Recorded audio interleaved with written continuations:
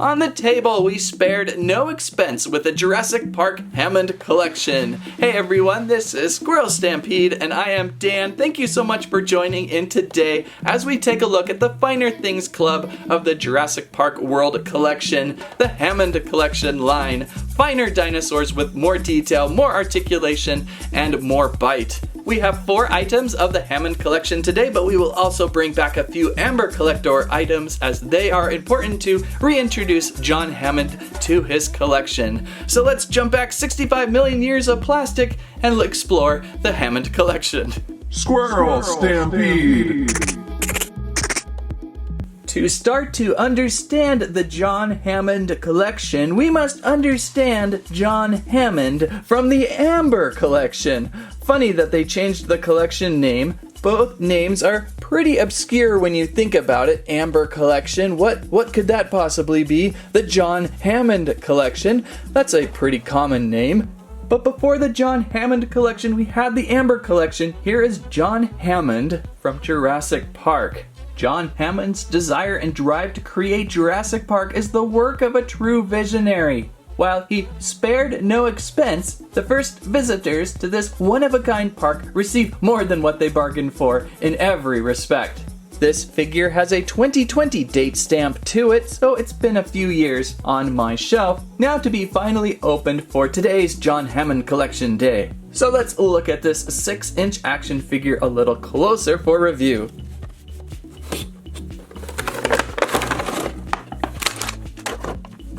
And out of the box, it is John Hammond, or possibly John Williams, the composer of the music to Jurassic Park. It's kind of hard to tell.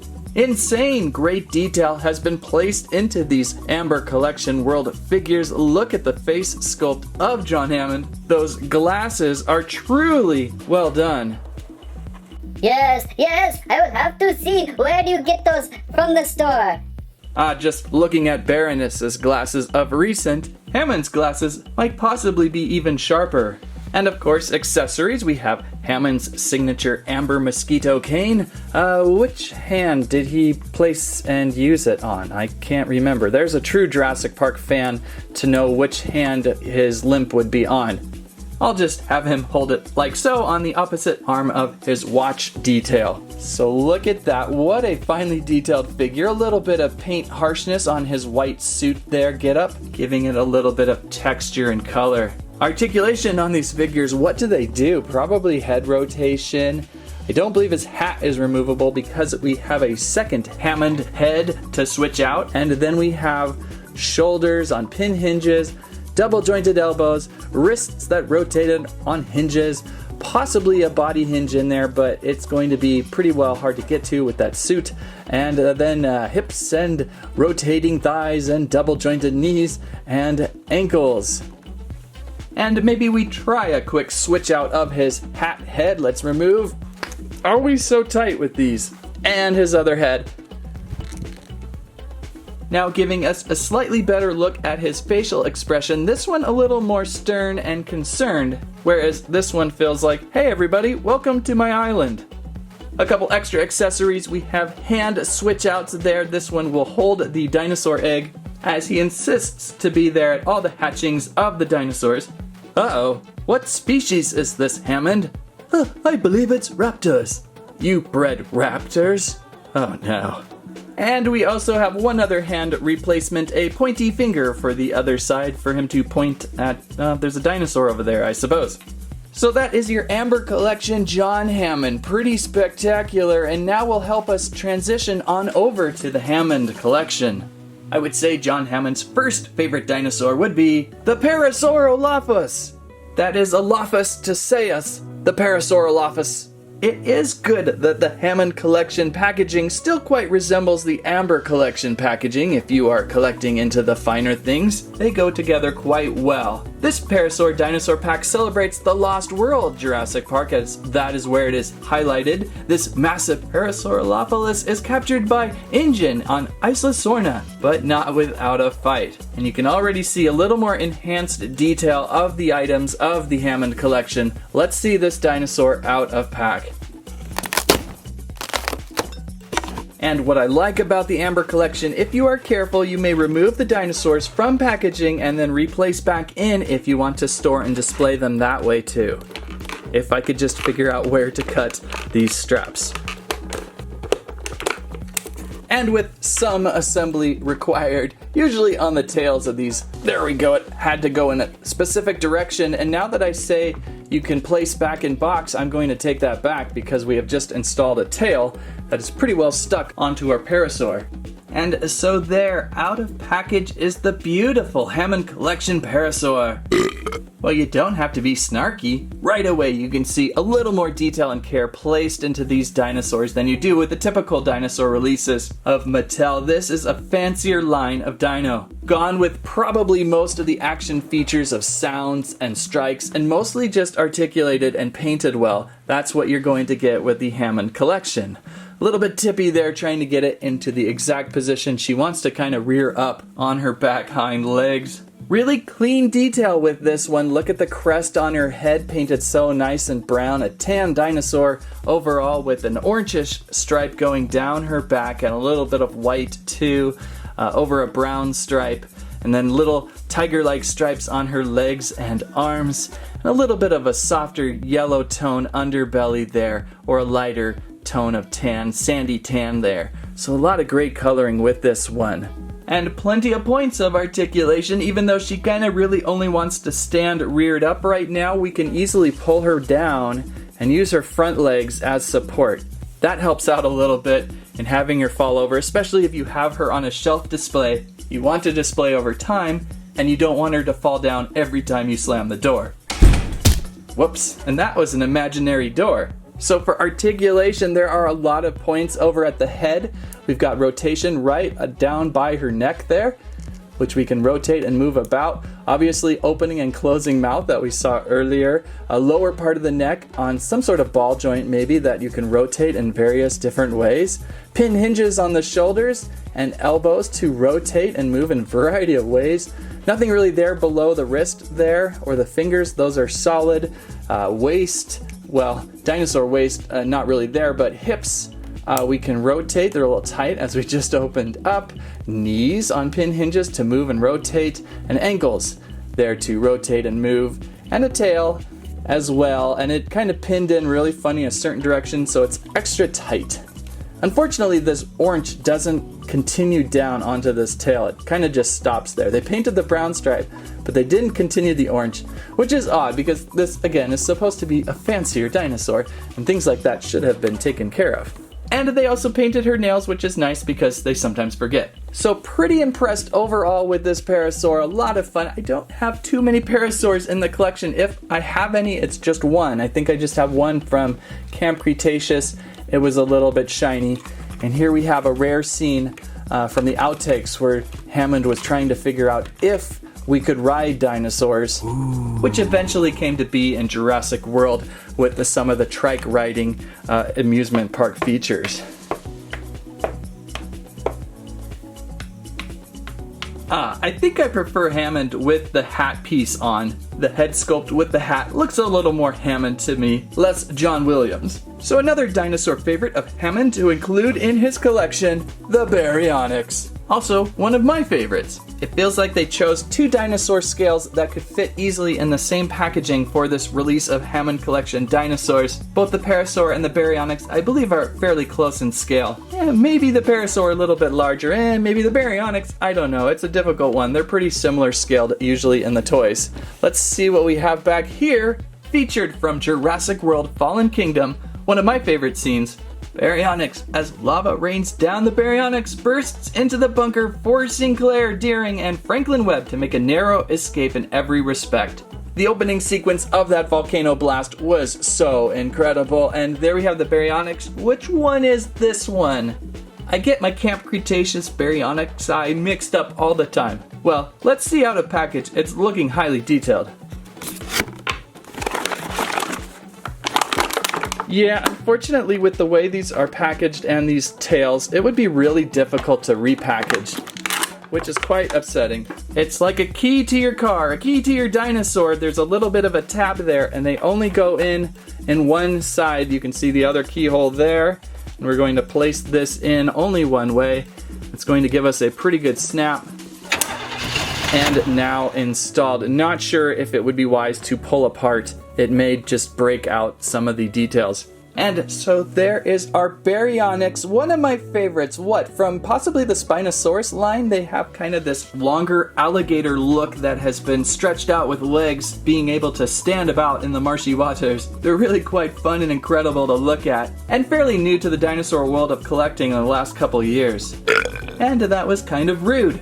So she feels a little bit smaller than the Parasaur that we just took a look at. Maybe a little bit shorter in stature, but in length, pretty good in length. Look at that, filling the screen at the moment. A nice charcoal brown and gray up top with a stripe of mud going down her side and a lower detail of gray. Her face sculpt says Grim. I think this is Grim the more I look at her with that little eyeshadow of blue underneath. You'll have to help me out with that in the comments. Look at the jaws on this one. Very much like the dinosaur squirrel we had just saw the other day.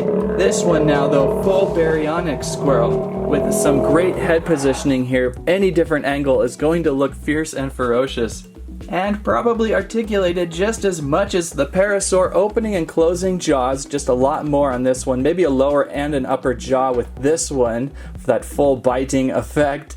Onto the neck, you've got some rotation just behind her head there for a little bit of head positioning, and down at the bottom of the neck. So there is plenty of movement, of awesome articulated positioning with this one. Ow. And then we have shoulders on pin hinges, a little more stumpy, elbows, nothing on the wrists, nicely painted detail on her fingers there, hips down below, we can rotate. I don't see these pulling out. Oh, they do. Okay, so there is a little more than the Parasaur. Maybe the Parasaur was just a little stuck there. And then we've got knees, and we've got another set of something. Shins? Shin articulation? What would you call that? Or are those the knees and those are the hips and that's the, I don't know, I'm confused now. And then we've got feet on jointing down by the ankle, and of course the tail that rotates. And at least this one continues on the correct color scheme going down her tail. So pretty good with this one, and pretty ferocious from any angle. So if you're a fan of the Baryonyx and would like a figure without sounds or action features and just nice, finely detailed articulation and paint, there you go. Now this one probably ended up in a lot of bloodshed. The Baryonyx riding experience was canceled pretty much immediately after it was discussed in process of. Now we can move on to some of the smaller items of the Hammond Collection, the Velociraptor. Which is odd because I would say the Velociraptor could be scaled a little bit larger here, although many of the figures of the Hammond Collection seem to be in scale with a 3 3/4 inch figure versus the 6-inch figure, and that's possibly why they switched from Amber to Hammond. Over on the back of the box, celebrating a Jurassic Park Velociraptor, a pack hunter by nature, the Velociraptor has intellect, insight, instinct, the perfect recipe of a top predator. And always seems to be laughing at me. Stop laughing at me! Let's release this raptor. Great raptor pieces! There we have our raptor out of pack with a little bit of assembly required too. Let's drop in this tail also with kind of that key feature. And I had lost a small arm piece. Those are just simply placed back in with posts. This raptor figure is a little bit noodly, hard to get on her back feet. She's got that Jurassic Park raptor look, brown, tan, kind of as stock raptor as you can get her. I was trying to first position her with this one foot up front, but then she doesn't really want to balance very well. Her claws, this claw is bent in. I do not know if that is a defect or if that is just a cool look of a claw being bent around. You can see her big claws, though, are still there, pointed up, and then her menacing upper arms and head. But at this scale, it is a little more difficult to show off the awesomeness of the raptor. I think I prefer the Amber collection of raptors. They're a little bit larger and a lot more detailed and easier to work with at that larger scale. We've got articulated jaw, and we've got head rotation under the head and by the neck, shoulders on pins, elbows on pins as well for rotation. Then we have hips and knees and maybe something down by the ankle plus tail. She's just a little bit lightweight, and that makes her a little bit tricky to work with. And the Jurassic Park raptors were so plain. And for a better comparison to the Amber Collection scale, here is Echo looking absolutely awesome. I do not believe I had shown Velociraptor Echo with the Raptor pack from before, as I had not found her yet. And she's probably the closest in the look to the Jurassic Park raptors, being a brown and orangish color. But you can see the Amber Collection raptors were a lot more fun. They've got this display stand to work off, so you can really position them into some awesome positioning. The larger scale gives you so much more detail, and they can hold up a little bit better since they're not so small. So I'm not as excited about the Hammond Collection raptors as I was the Amber Collection, but the Amber Collection looks to be more designed for the 3 3/4 figure, which we can now introduce here with Dr. Ion Malcom. And so here we have an Ion Malcom, which is kind of almost a reissue. I have opened up a few from before. There he is. It looks like this new version just has a coat we can use for him and a flare switchable arms. Maybe perhaps a better updated headpiece we'll check out in a second. Dr. Ion Malcom. Dr. Ion Malcom, during his visit to Jurassic Park, Dr. Ion Malcom's experience in chaos theory comes to light in a painfully personal way. That is for sure. So let's open up, see how he compares. I think with this one, you should be able to replace your figure back in box if you want to keep clean. Alright, Ion Malcom out of the box, and there is a little bit of confusion at which Ion Malcom is which now. These two are actually the new Malcoms, as I have two of them. One was an early Father's Day gift, and you can see this one has been switched with the jacket off and the sleeves on. Now this Malcom, which the squirrels brought to our attention, is the original Malcom, and you can see has a slightly different shirt. That necklace isn't as pronounced, and his shirt is a little more messed up. Also, he does have glasses, but someone stole them. That's pretty much the Hammond Collection, but I have a couple other fancier things to share. Since Dr. Malcom is here, let's check on over to the Amber Collection. The Tyrannosaurus Rex, the baby Tyrannosaurus Rex. Are those compies included, or are those even babier T-Rexes? I think those are compies. The scale is a little bit off. Malcom is the one who carries the T-Rex, so the T-Rex today will probably be carrying Malcom. The Amber Collection Tyrannosaurus Rex, the Lost World Jurassic Park, having been trapped and treated as bait, the injured infant Tyrannosaurus Rex is rescued and cared for by Dr. Ion Malcom's team. After creating a makeshift cast for the Dinosaurus Rex's broken leg, the team is on edge, and over the edge, when two very angry visitors arrive. So a very fun scene. Let's check out this infant Tyrannosaurus Rex out of pack.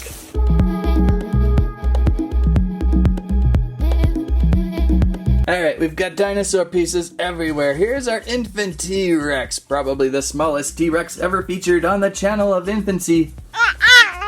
How cute. Her tiny forearm limbs are actually pretty huge for a T-Rex. That's funny. I guess she grows out of them as she gets bigger. Look at those little cute little forearms. Also a very bright green with this one. A very swampy, tree-y green. Very bright, mossy look to her. And from all angles you can tell a very juvenile aged T-Rex toy. We have a cast to place on her leg somewhere. What leg was it? I can't remember now. And where does it go? Does it go over by the hip? Or does it go down lower? Somewhere in there you can wrap this around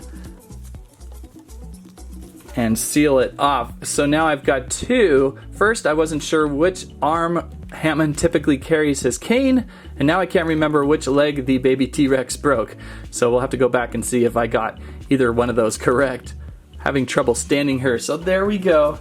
That's a fun Amber Collection dinosaur, a little more specific to the movies. I think it was on shelf about a year ago. You may still be able to find a pack over on Amazon. Articulation, we've got head, opening and closing jaw on top and bottom. The same deal with the neck there at the post. Oh, there isn't one actually behind there. So just one neck post, shoulder posting, elbows, wrists on this girl moves about, and hips that can kind of move out and in and rotate. Not really much in the knees, especially with that cast, but there is knees and ankles and a tail. So a lot of articulated fun there. And of course, we have compies included, along with a lot of extra packaging. This compy lost a leg out of the box. Compies were really big in Lost World. They were fun. kind of missing from the first Jurassic Park. There we have 3 included. They feel a little bit slightly different from one another, but maybe they're just the same. Possibly by just positioning them in various different ways gives them a look to be different from one another, but now the more I look at, probably the same figure. So kind of a fun little extra to that collection, the extra copies with your infant T-Rex. And of course, the scaling is a little bit off with the 3 3/4 line. It's definitely more meant for the 6-inch line. Now there is an Amber Collection Dr. Ion Malcom that might scale a little bit better. However, this Malcom is more into the lines of Jurassic Park than he is Jurassic Park Lost World, so there's all sorts of variations going on today. I think it will be easy to share this one a little bit just from the window. You've got the 6-inch Malcom figure, which almost looks 7. How tall is this guy? He is 7 inches in height. Was that not the same for Hammond? Hammond is more towards 6. Malcom was a tall fellow, but there was an Amber Collection Dr. Ion Malcom with some of his hands and flair again and a radio. And I have a Dr. Grant to share real quick, also at 7 inches. Hammond was a little bit shorter than these, so that's kind of an interesting detail. Grant with hat looks pretty good. Grant with glasses, not so good. What is that, Cyclops from X-Men? And one more to share, there is Dr. Ellie Sattler. They did pretty good with Ellie. I think they've got her clothes about right. Her face is okay, although once they place the glasses on her, not so well. I think Hammond had the best glasses face. I like keeping these in their boxes better. I think they just look good. I like to keep the 3 3/4 out of boxes. I think they are more fun to play with. So a few Amber Collection figures of the past, still sometimes pretty readily available over on Amazon. Let go of Hammond. Come on, let go of Hammond's cane. That's the Hammond Collection. What an interesting assortment. If you liked today's video, please give us a squike, a squirrelibe, and a squamment. What was your favorite Hammond collector dinosaur? Thank you so much for watching. That's what I have to say about that.